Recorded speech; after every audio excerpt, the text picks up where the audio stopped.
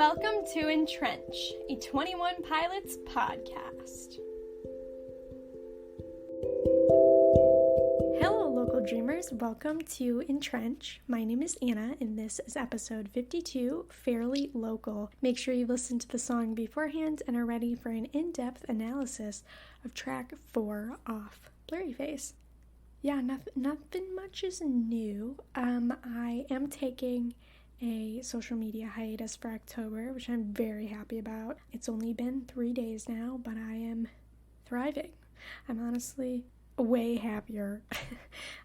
Before I left, though, I did do an intro reel to the skits I'm going to be doing with Tyler and Josh. So the intro reel was just introducing me as Tyler and Josh and using quotes that they've said in interviews and behind the scenes videos to do so, but the plan is to post skits of like hypothetical scenarios, such as like why Tyler would leave the band or why Josh would leave the band. Speaking of, if you have any ideas for why Tyler would leave the band, please let me know. I thought Josh leaving was very easy to come up with, and I even have some dumb puns I'm gonna include. But I'm still not 100% sure what I want to do for Tyler, so I'm open to any and all suggestions. This is all humor, of course, but I have 12-ish ideas already. I need to brainstorm some more. If you can think of any other funny hypothetical scenarios, you're also welcome to share. If I ever use any ideas that you guys give me, I will of course give you credit. But yeah, so that's kind of what's new with me. Obviously, I'm always hoping, as we all are, that there's new music on the horizon, but I have no idea. But I was messaging Lexi recently, and I was saying, it's the past few albums have been every 3 years, so it's definitely coming out next year, which I feel like we've known it's coming out soon anyway, but I feel like the 3-year mark was also further confirmation. And similarly, because I know that it's the ending of the Dima storyline, the last 2 albums have both had animals on the covers, so my prediction is there will be another animal on the cover. I don't know if it'll be Ned or something new, but I feel like there's still a lot of questions and unresolved things with Trash, the dragon, and Ned, and how it all ties into the story that's been brewing on their music videos. So I'm really curious to see if, similar to a novel, a lot of those questions will be wrapped up in the next album. And I feel like just narratively as a writer, I'm really excited to see how they finish the storyline. And also, of course, I'm always going to continue wishing that it's hopefully a clash of the musical styles of Trench and Scaled and Icy. I just think that would be awesome. I would love to see Ode to Sleep change in tempos and musical styles across singular songs. That would be so cool. I just want to see everything coming together to make it really feel like it's the ending of a book. But yeah, let me know what you guys are hoping for, what you are potentially excited to see or figure out with the coming album. But yeah, lots of thoughts rolling in my head, and feel free to also let me know if there's anything I'm missing on social media, if anything crops up, clues or things. We never know when something's gonna crop up, so I'm always curious, and I'm sure you guys are antsy to know as well. So if anything pops up, I would love to discuss it as well. Chances are I won't see it, but I would love to talk about it if you want to bring it up. So anyway, let's dive into Fairly Local. So, background, I think this is similar to some of the other tracks, but recorded in Hollywood and produced by Ricky Reed. I didn't know that this was the lead single off Blurryface, and it was released on St. Patrick's Day, March 17th, 2015.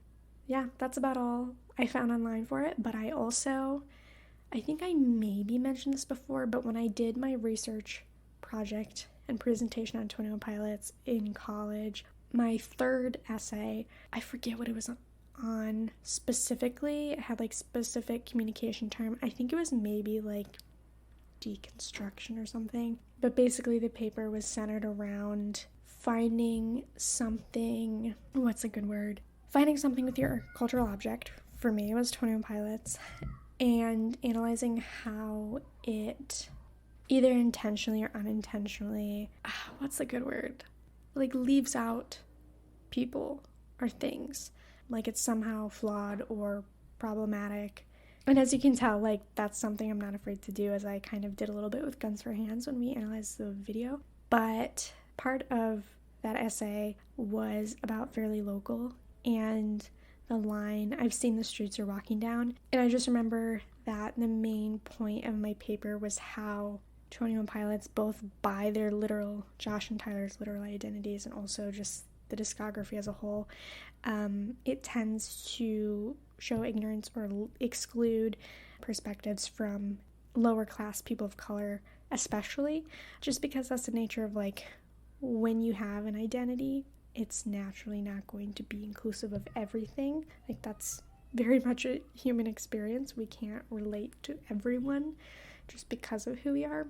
And so it's just this kind of irony of like these lyrics are not actually true to certain people, and how in a way that could potentially be even maybe offensive to some people, that someone could claim they've seen what you're going through or the streets you're walking down, and looking at these people and being like, you have no idea. So in general, I think this kind of analysis is important, especially for empathy as Christians, to constantly be aware of how even the things that we love can maybe sometimes unintentionally, usually, but nevertheless in our imperfection as humans, certain things can be exclusive or seen in a different way than intended, just because we're all so varied and different. And so, yeah, that's just a way that I particularly like to critically analyze things, because I think it also shows value in how even when you love things, like you can still value that there's different perspectives to it than yours. And in doing so, it just makes differing opinions from you, especially with things that you love dearly, not be as hurtful. I would encourage you, like, try understanding a different perspective, because I think then that takes out the sting of any type of argument. And as I learned argument in my major, it's not what we tend to think of as argument is like this big, angry, unhealthy thing, but argument can just be like differing viewpoints engaging with one another, and it can actually be very calm and very civil and very empathetic. Anyway, that was just random background to what I think of when I think of this song, but also insight into a way that you can analyze things, which I love doing, especially cultural artifacts. Moving into the song itself, starting off on a funny note, well, of course, Tyler's vocals in this song feel very eerie. I feel like it also just sounds like a lot of these songs on this album, which is why some people might not like it as much, is kind of has this vibe of like stereotypical white rap, for lack of a better term. But the music itself, I think you know what I mean. But the funny thing that I wanted to just mention about the music is with the synth and the drums and the way it's all like combining together, I was like, this feels like the perfect kind of song that would be a basketball warm-up. And I feel like this is Tyler's moment where, even if unintentional, he was like, let's have a basketball warm-up bop in here, because I could totally see this being something that's playing in a gym as teams are warming up. Like, come on. So I just thought that was a funny, random, my brain connecting random things moment. So I hope you appreciate that. But moving into the actual lyrics, this song starts off with the chorus, which I feel like they almost never do this. So I found that interesting. And he says, "I'm fairly local, I've been around, I've seen the streets you're walking down." Infamous line, "I'm fairly local, good people now."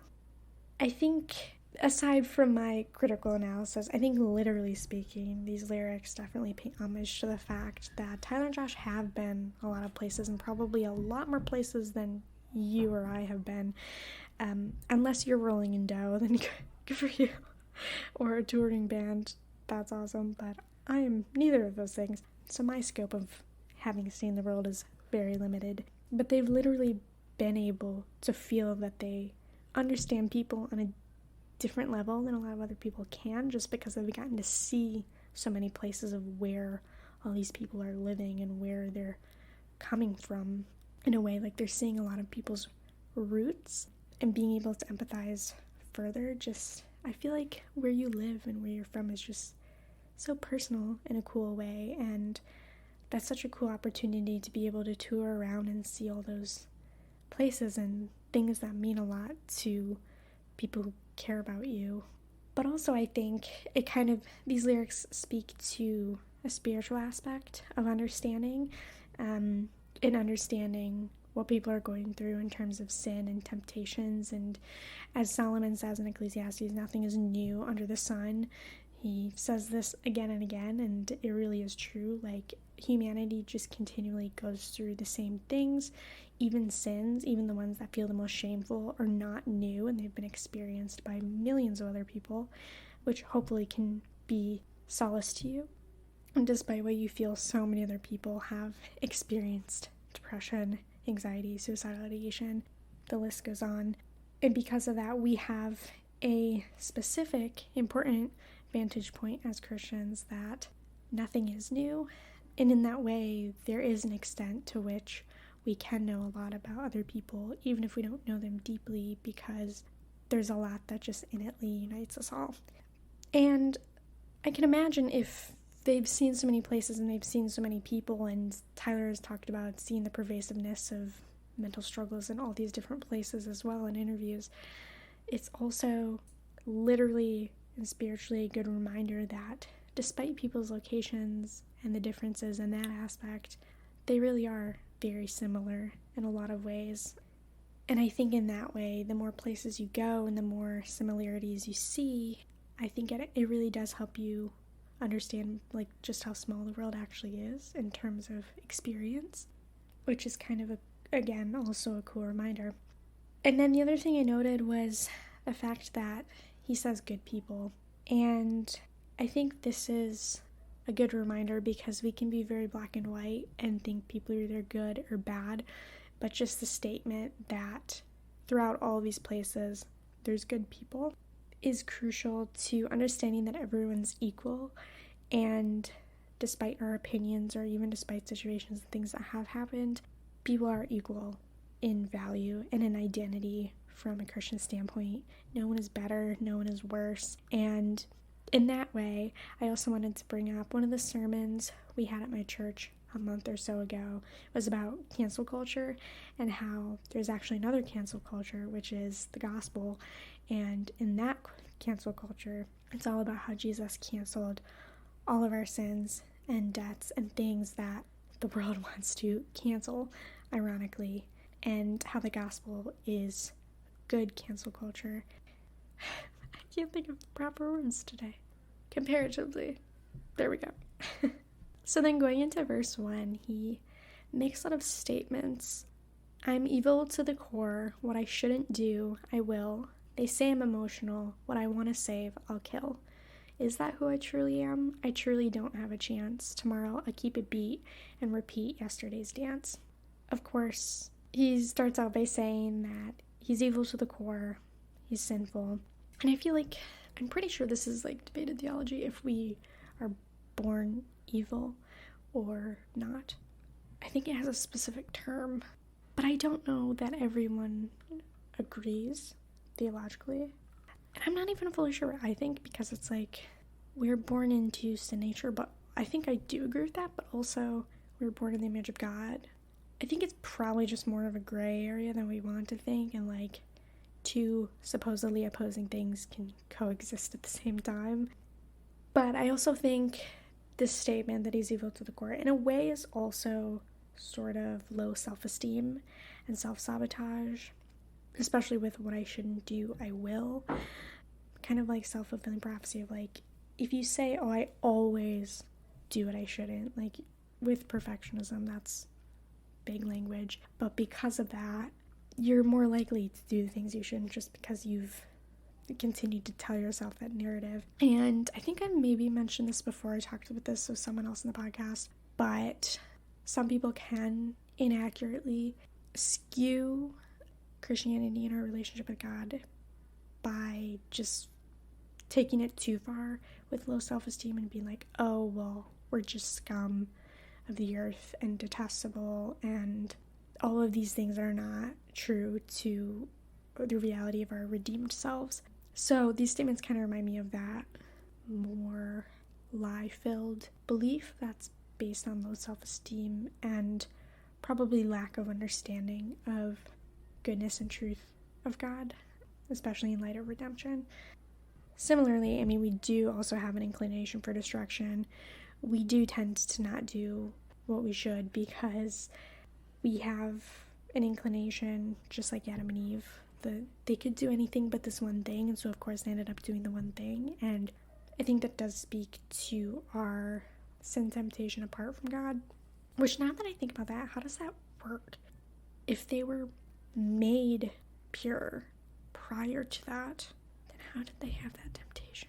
Has anyone discussed this theologically before? Let me know. I've never really thought about that before.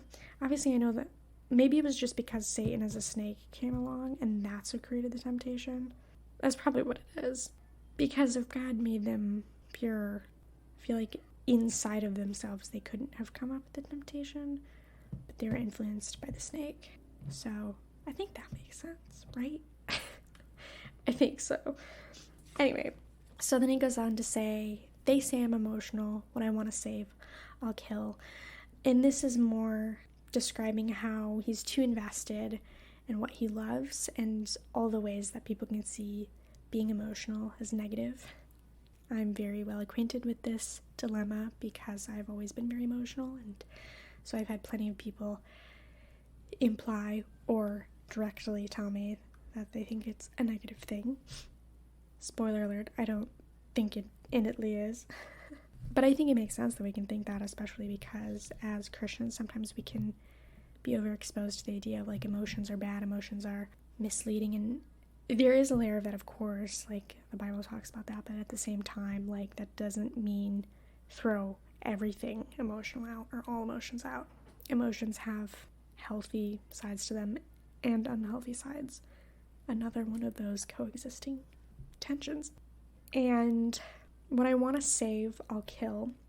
This almost reminded me of Mice and Men in Lenny. Didn't he kill the mice that he actually loved? It's been a while since I read that.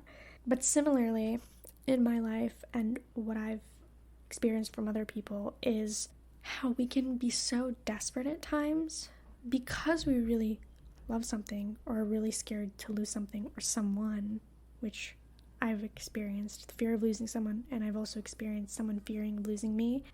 And because of that, can be so desperate and leaning into the emotions so much that it does end up suffocating the person, or it does end up suffocating the thing, because the emphasis and the motive is pretty self-absorbed, rather than actually considering like, okay, not only do I want this, but I should probably consider, like, especially if it's a relationship, what does the other person want, and what's for the best for both of us, not just what do I want.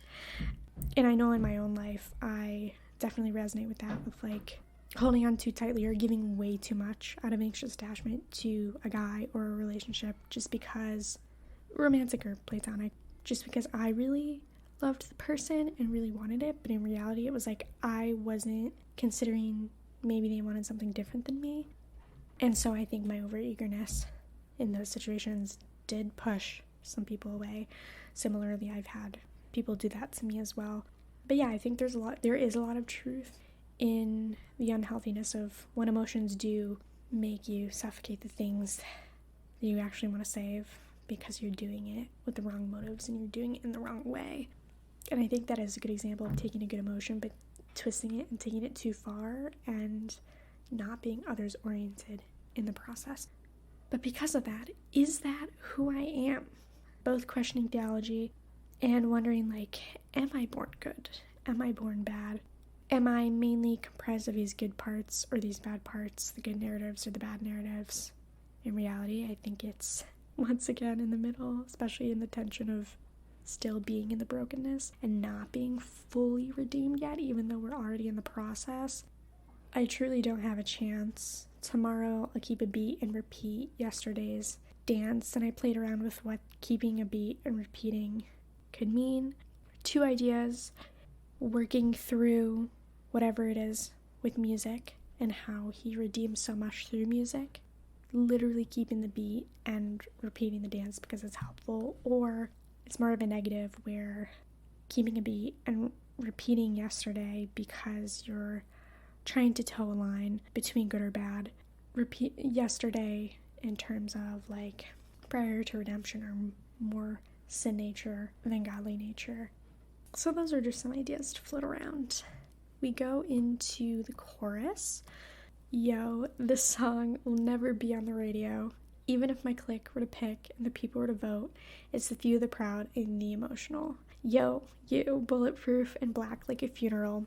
The world around us is burning, but we're so cold. It's the few, the proud, and the emotional. I'm wondering if he took this from the few, the proud, and the Marines.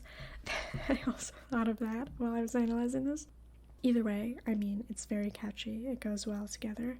Has anyone heard this on the radio? I never heard it on the radio. So, in a way, I feel like Tyler knew exactly what he was doing by choosing this to be what song he said that in.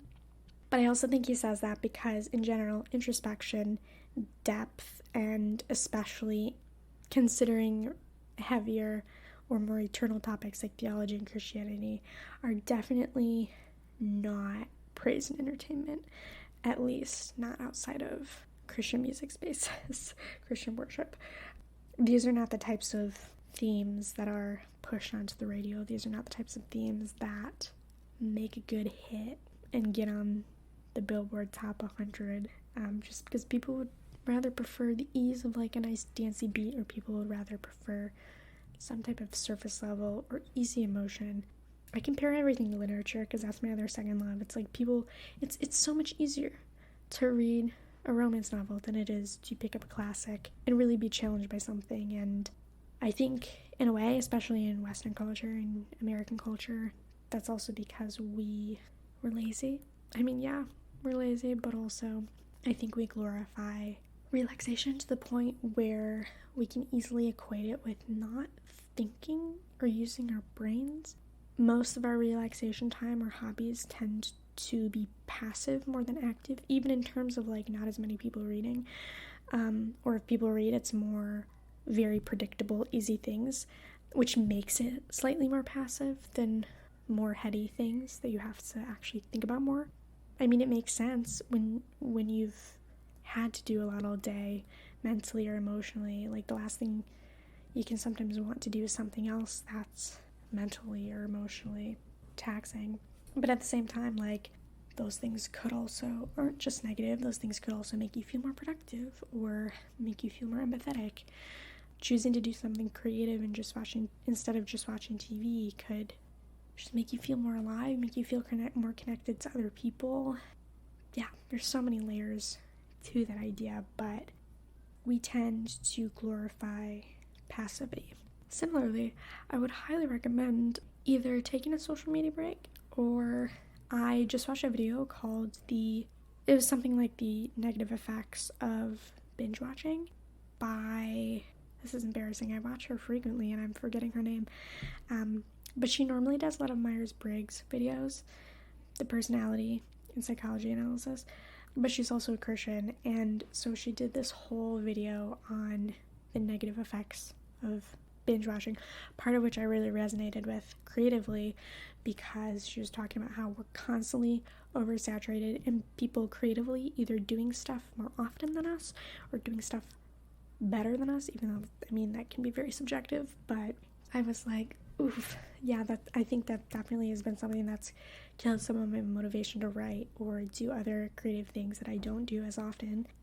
But yeah, at the end of that video, she created a list of 20 different media challenge options that you could pick for 7 days, and she encouraged you to pick at least 3 of them. So I'm currently doing 4 for the week.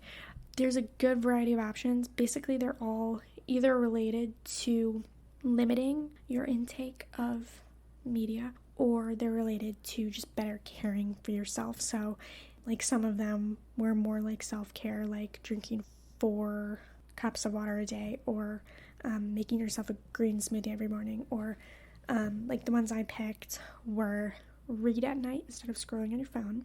I've been not hitting the snooze all week, and it's been really hard, but it is possible. Call 3 friends. I miss phone calls, and there's something so much more emotionally and socially satisfying to actually talking to someone and hearing their voice than just texting. Also, another alternative is voice memos, but I think I'm also just biased because I love podcasting. And then the other one I'm doing is no streaming services for 5 business days. And it's been great. I think the best part of this challenge, there's a lot of other options as well, but the best part of this challenge is that it really affirms that even when things feel perpetually part of your schedule, or even when you feel like, oh, I can't do that, or that's always just going to be part of my life, like never hitting snooze or always constantly on streaming services, like, no, you actually can change, and you have the power to do things differently and get your life back. And a lot of it has to do with dopamine and rewiring our brains, because our brains have expected everything to be extraordinary because of the way that shows are constructed and the way that social media is constructed. And so a lot of limiting the media intake is also like of value, because it's kind of trying to reset you back into your childlike wonder of like, you can enjoy the daily stuff again. You can enjoy little things again. Your brain just needs rewiring, and you need to break habits that you've been doing with media for however many years. But it is possible, no matter how many years you've done it. Like, I've had a real trouble with getting up in the morning since 2020, and for me, I was just like, oh, COVID just like messed me up, and that's just like how I am now. But this is like proving, no, it's actually something that you can just reset in your brain, and it actually is just a mental battle. And you don't have to like use that self-defeating narrative of like, oh, that's just how I am now, or oh, I'm just always going to be stuck scrolling on my social media feed for 4 hours a day, you know. And obviously I also took the extreme of taking social media off for the month, but it's been so great to have so much more time for like consistent exercise, cooking, those important wellness things, but also more time for socializing, more time for creating, more time for relaxing even, and stuff that I enjoy doing more that's not scrolling on my phone. And so if any of that speaks to you, I know I'm on this huge tangent that is not related to Fairly Local, but I would highly encourage you to do something, because it's very empowering in a way that we don't do regularly anymore, at least people our age or younger, because we're just saturated in media. And I didn't even grow up with smart devices. I didn't get a cell phone until 8th grade, and I didn't get a smartphone until college. And so if you've literally grown up with smart devices your whole life, or even just like easy access to a laptop or iPad from a very young age, I can't imagine like how much more saturated you've been than me. And I already feel like I've been incredibly saturated. But speaking of scaled and icing saturation, but like, yeah, just know that even if it's been your entire life, it can change, and you can find value in just like getting to do something small, like read 10 pages of a book or call your friend for 15 minutes. You can find achievement in just working out for 30 minutes or cooking a meal for yourself. There's so many more consistent and daily joys that we can have instead of just huge, extraordinary, once in a blue moon milestone life achievements that not everyone even has, you know? Like, you don't just have to be getting married or having a huge life change for something to be impactful. So that's what I really appreciate about this. But anyway, how did we get here? Oh yeah, introspection, the industry not liking that, let alone like media just being very surface level. So that was my spiel. Hopefully there was something about it you appreciated, and it wasn't just like, I'm talking at you. I mean, I literally am, but you know what I mean. They're also not safe topics, because it's kind of like awake versus asleep and all of that theme. So, the few, the proud, and the emotional, though, I feel like this emphasizes how Obviously, the people that value this are a lot less than the people who'd rather do passive things, just because how Western culture is wired. The proud, not only do they like doing these things, but people, an even smaller percentage of people who like really want to push and advocate for it. And the emotional, people who aren't afraid to invest in their beliefs and question what's actually important and question media and use their free time to do things that require more intellectual effort and question where our focus should be and what should even be absorbed into our brain, even with passive entertainment. These are all great questions to have, but they're not valued, and like, let alone, I'm sure media and people who develop social media and all of that, like, the last thing they want is for you to have a brain and question, like, how do I actually want to use this app? Do I want to use this app? That is like the last thing. People involved with media creation and curation, they don't want that, which is why you should do it. That's so rock and roll. Do what the system doesn't want you to do. And I think the few, the proud, and the emotional are also not afraid of deconstruction and how culture impacts critically analyzing everything. And we're so cold. The world around us is burning because people are freaking out. But we're cold because cooling everything down, you know? Cool as a cucumber. We're thawing people. We're thawing hearts out here. It's an important job. So, similarly, in the next line, you kind of like, okay, there's this people and then there's you, bulletproof and black like a funeral. And this to me is like the antithesis of the proud and the emotional. Bulletproof isn't like not affected by emotion or depth, or maybe even ignoring it or suppressing it. Black is lacking light or color. With color specifically, I added in like kaleidoscope, like holding on to you, and how God brings so much more, and the opposite of black. And then funeral, devoid of life, and living in, this is the darkest part I wrote, but the opposite is living in imminent death and destruction. We've been talking about controversial topics at church lately, and we talked about hell. And truly, like, the opposite of people who want to question, people who want to be theologically involved, is people who face imminent destruction. Yeah, it's a hard reality, it's an uncomfortable reality, but it's not something we should have to apologize for because it's also reality. And because of that, hopefully that can spur you to want to talk about it, even if people don't like it, even if they have whatever reaction they have, you can at least have the solace of knowing at least you brought it up, and what could be more important. You know, I always think about, like, say Jesus was a liar and none of this was real. Okay, then believing in it doesn't matter, but say it is real and it changes everything, and nothing could be more important. So either way, one of the options has no consequence, but one of them has the most severe consequence you could ever have. So hopefully, gospel-wise, that can also be a good way to reframe and encourage you in evangelism and just wanting to love on people and acknowledge that love is not just the westernized version that we've come to know and glorify, but love can also be challenging, and it can also be uncomfortable because it's not about just pleasing or agreeing. But obviously it takes a time and a place. It requires a relationship and not just like talking to people you don't know who are probably very likely not going to be swayed by someone they don't know. So also just being cognizant of what's appropriate as well. And as another example, like Jesus, who was he harshest with? It was not the non-believers, it was the Pharisees and the religious people who thought they knew a lot. And so similarly, best thing you can do for non-believers is just love them, be a relationship with them. I feel like I'm pulling all of this and paraphrasing from either pastors lately or people at church. So none of this is my own thought, but a wholehearted reiteration.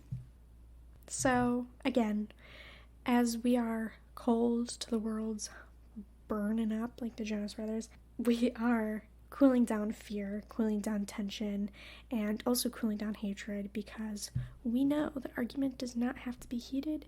It can just be calm seeking for understanding, curious. It can just be curious, and curious is a good thing. Our job as the few, the proud, the emotional is to focus on commonalities and unity, because the world is obsessed with difference and division. And I think that's, especially in our culture today and in the younger generation, we have the opportunity to be refreshing in our value of unity when so much is about us versus them. So I hope that can be inspiring as well. Going into verse 2, I'm not evil to the core. What I shouldn't do, I will fight. I know I'm emotional. What I want to save, I will try. I know who I truly am. I truly do have a chance. Tomorrow, I'll switch the beat to avoid yesterday's dance. I feel like a lot of these songs at Blurryface are similar in terms of like insecurity turning into truth, which is turning into tools to combat lies. And this verse is a good example of living in the truth and the redemption now that was not present in verse 1.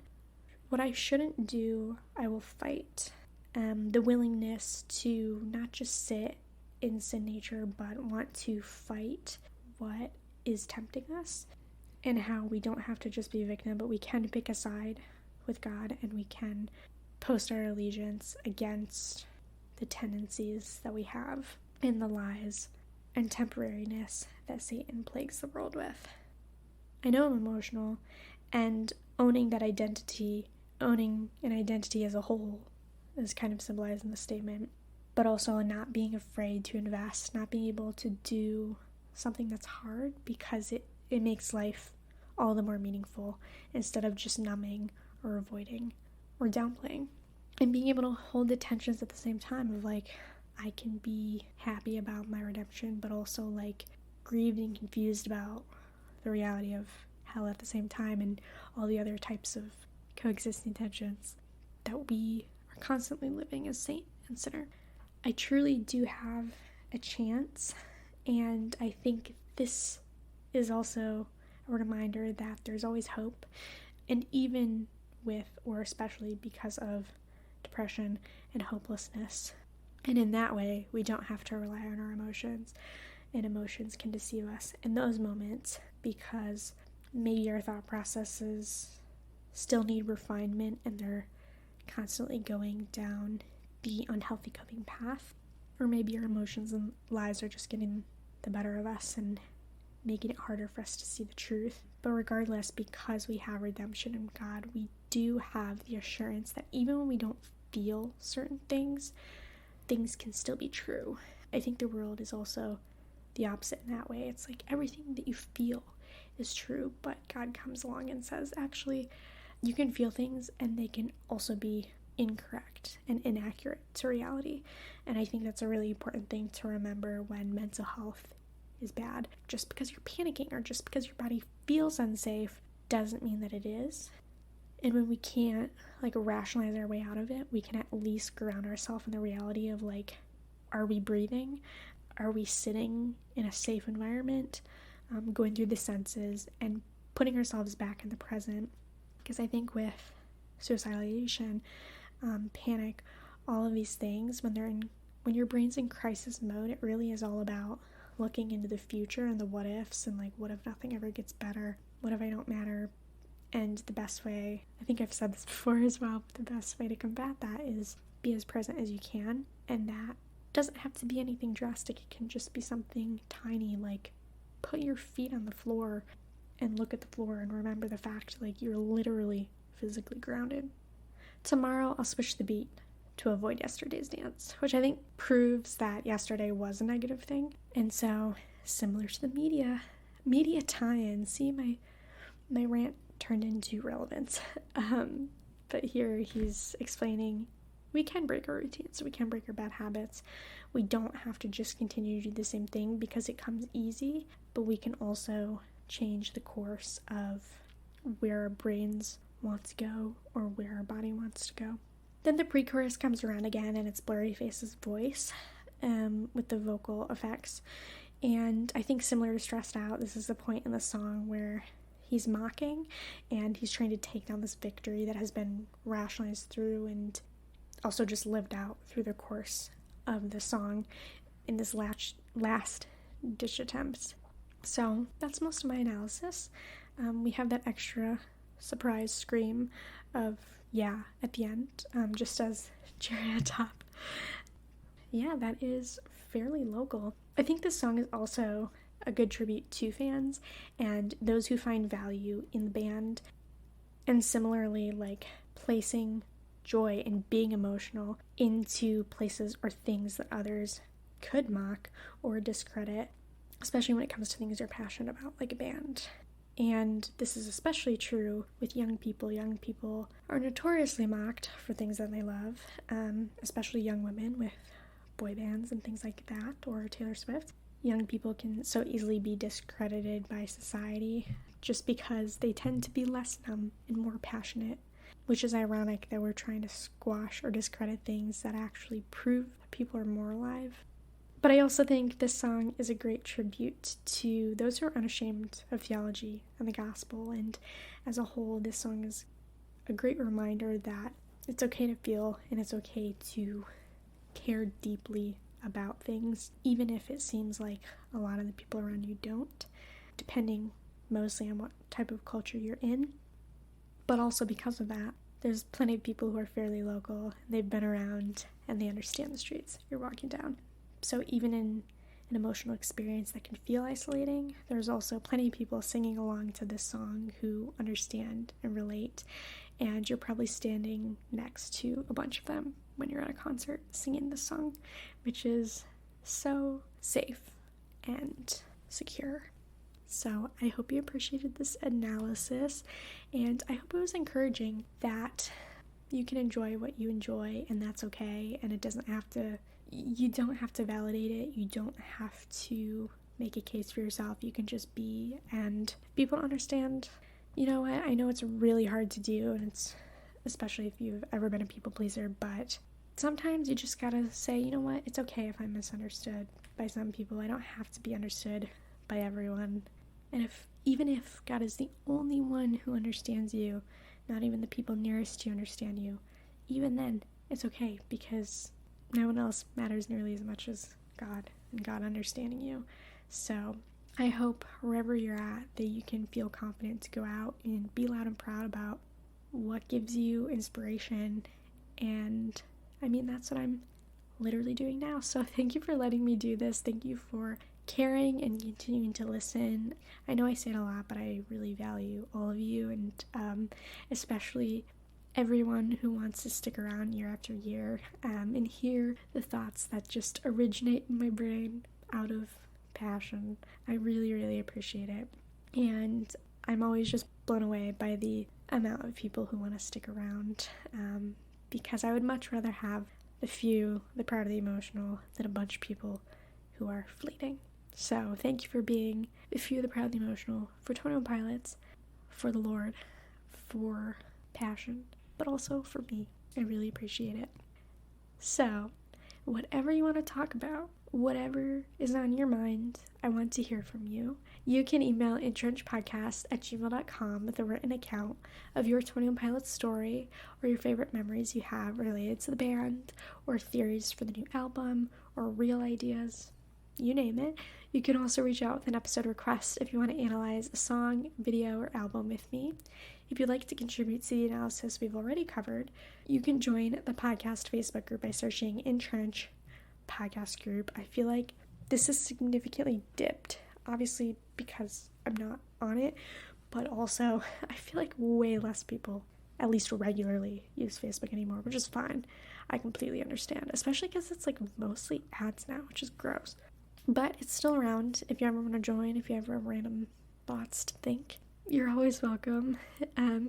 So yes, you can also find EnTrench on Podbean, Furball, Spotify, Apple Music, Amazon Music, anywhere else, you name it. You can find me. On Instagram, you can find me at EnTrench_pod if you're curious about my intro reel, or if you just want to scroll through what I've posted. I'm very sporadic, but you can see a little bit of my personality on there. Yeah, I don't know, I'm in a rambly mood, but I think we've come to the end. So tune in next time for the fairly local music video. Thank you so much for listening, friends. Stay alive and remember, EnTrench, you're not alone.